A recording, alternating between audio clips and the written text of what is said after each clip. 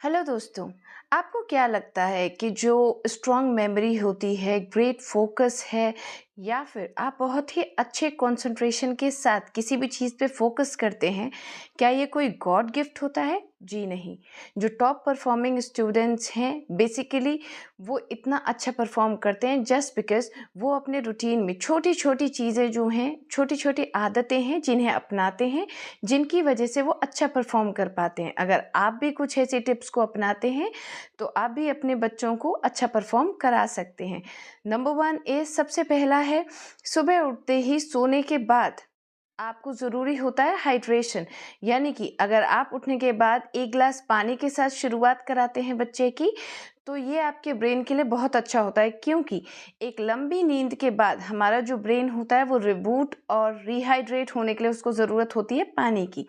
अगर आप पानी पिलाते हैं सुबह सुबह उठकर बच्चे को, तो इससे जो कंसंट्रेशन पावर होती है वो अच्छी होती है, मेमोरी जो है वो शार्प होती है। Then next is exercise. यानी कि मॉर्निंग में अगर कम से कम अगर 20 मिनट्स की भी एक्सरसाइज आप बच्चे से कराते हैं, फिर चाहे उसमें आप वॉकिंग कराएं, स्ट्रेचिंग कराएं, डांसिंग करा सकते हैं, तो ये अच्छा रहता है क्योंकि ये बूस्ट करता है आपकी ब्रेन हेल्थ को, ब्रेन मसल्स को। इससे आपकी जो मेमोरी कंसंट्रेशन है वो भी अच्छी होती है, और साथ में एक्सरसाइज करने से स्ट्रेस जो होता है पूरे दिन का वो कम होता है, हमारा माइंड जो है वो काम होता है। Then next is diet. Diet बहुत इंपॉर्टेंट है, यानी कि खाना आप पेट के लिए ना खाकर अगर अपनी ब्रेन हेल्थ के लिए थोड़ा सा खिलाते हैं तो वो बहुत अच्छा रहता है।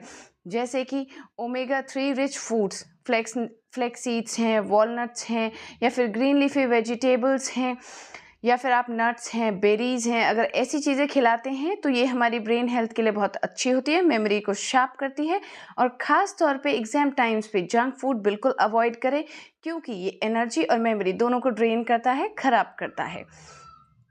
इससे अलग दोस्तों, स्लीप बहुत इंपॉर्टेंट होती है। यानी अगर आप क्वालिटी स्लीप 7 से 8 घंटे की लेते हैं, तो इससे जो स्लीप का टाइम होता है वो हमारे ब्रेन जो है उसका सबसे अच्छे से फंक्शनिंग करने का टाइम होता है, जिस टाइम हमारा ब्रेन सबकॉन्शियस स्टेट में होता है। यानी कि ऐसी स्टेट जिसमें हमारा ब्रेन पूरे दिन में हमने क्या किया है उन सारी मेमोरीज को प्रोसेस करता है, और किसको क्लियर आउट करना है या किसको शॉर्ट टर्म से लॉन्ग टर्म में भेजना है, इस चीज़ पे प्रोसेस करता है, जिससे हमारे ब्रेन का जो क्लटर है वो क्लियर आउट होता है, और जो ज़रूरत की चीज़ें हैं वो हमारे ब्रेन में रह जाती हैं। इससे हमारी कॉन्सेंट्रेशन पावर जो है वो बढ़ती है।